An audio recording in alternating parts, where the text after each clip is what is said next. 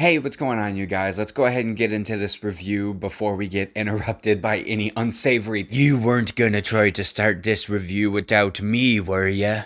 Yes, actually, Channing, I was. And why would you go and do a thing like that? Because the last time I reviewed a female-led superhero flick, you just came in all spouting stuff about how it was all feminist propaganda. Brandon, I've changed. That was a long time ago. The only contribution you gave to the Promising Young Woman review was saying, not all men. First of all, that was a terrible impression of me. You should be embarrassed.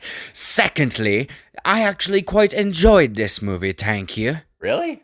Yeah? Didn't you? Well...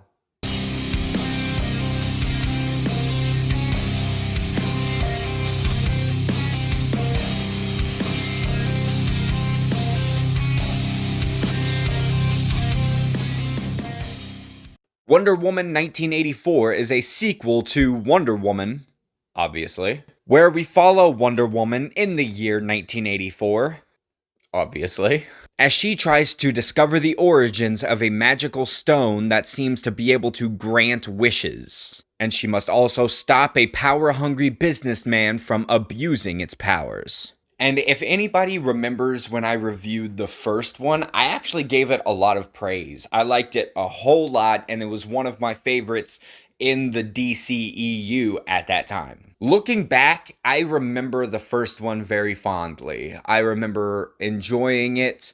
I thought it was a beautiful looking movie, and I would still say that I liked it quite a bit. And I remember thinking that it was really fun, and this one is also pretty fun. There are some pretty exciting action set pieces. There's one in a mall very early on that's used in a lot of the marketing, and that one's just, it's pretty funny to watch, and I enjoyed that set piece a lot. And there's a couple of other fight sequences in this that are pretty good. There are also some pretty funny moments wrapped up in some really heartfelt moments. They flip the fish out of water thing around to where Steve is now the fish out of water because he's somehow back from the dead. No spoilers, I'm not going to get into that, but he went from, the era of World War... whichever World War was in the first one. I think it was World War One. If it's not, I'm going to correct myself right now. But either way, he's now just back in 1984, and he's just walking around admiring stuff and having his mind blown. There was one really dumb moment in this sequence, though, where they go to an art gallery, and Steve stops and admires a trash can because he thinks it's art. It's all art. That just a trash can. It's just a trash can. Yeah. Like, haha, modern art, anything could be modern art, even a trash can. That sounds like a meme that, my grandmother would share on Facebook.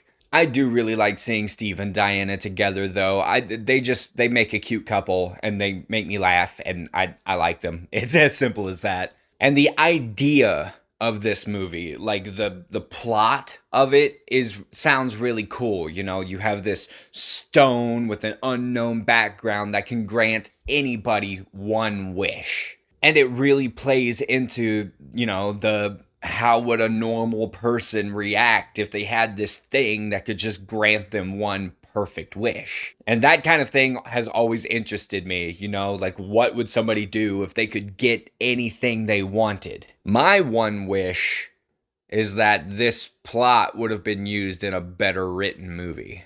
Because while some of the set pieces were fun, overall, I was bored with Wonder Woman 84. And I'm sad to say that. I didn't want to be bored. I wanted to really like this as much as I liked the first one, but I found myself having a really hard time paying attention. Maxwell Lord is this power-hungry businessman who finds an artifact that can grant wishes is a really cool idea. I don't know anything about his comic book counterpart, but in this, there was just nothing to him. There was nothing exciting about Maxwell Lord.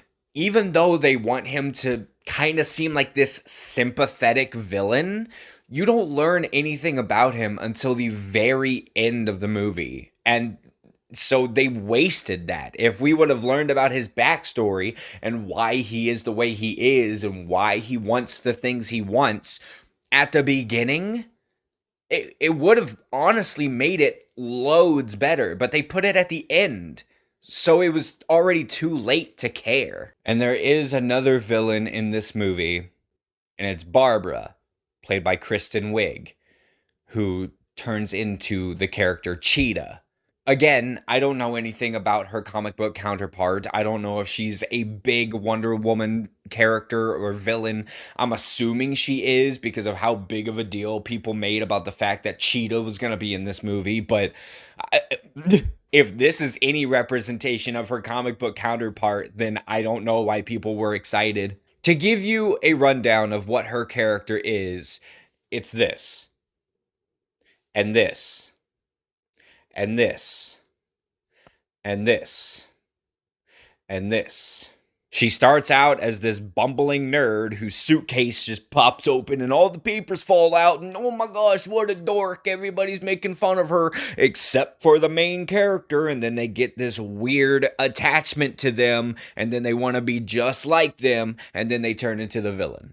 It's the weirdest comic book movie trope that there is. I don't understand why it is a trope. But they used it here, and they used it on Barbara, and she could have been written completely out of this movie, and it really wouldn't have changed much of anything.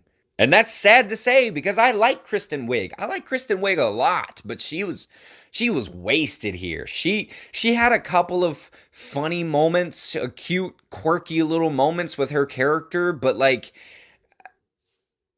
I didn't buy her as this villain. I didn't care about Barbara. That's really all that I can say about this movie is I didn't care. It didn't pull me in. All of the jokes that were made about the 80s, we've heard countless times before. These types of villains that are in this, we have seen countless times before. The lesson that we're meant to be learning from this movie is like, just be happy with what you have. But how many times before have we seen that be learned through a superhero? I feel like the best way that I can sum up this movie is saying that it's just a middle-of-the-road superhero movie. And so that's why I'm going to give Wonder Woman 1984 a C. I'm really not sure if it's the movie's fault or if I'm just at a superhero burnout. It's very possible that I'm at a superhero burnout, but I don't know.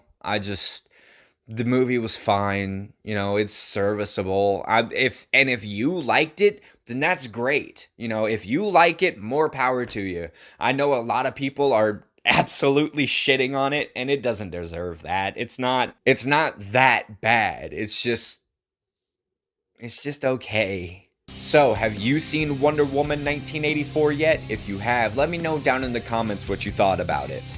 Go ahead and check out my social media. The links to all of that will be down in the description. But before you go there, don't forget to hit the like and the subscribe so that I can see you guys next time.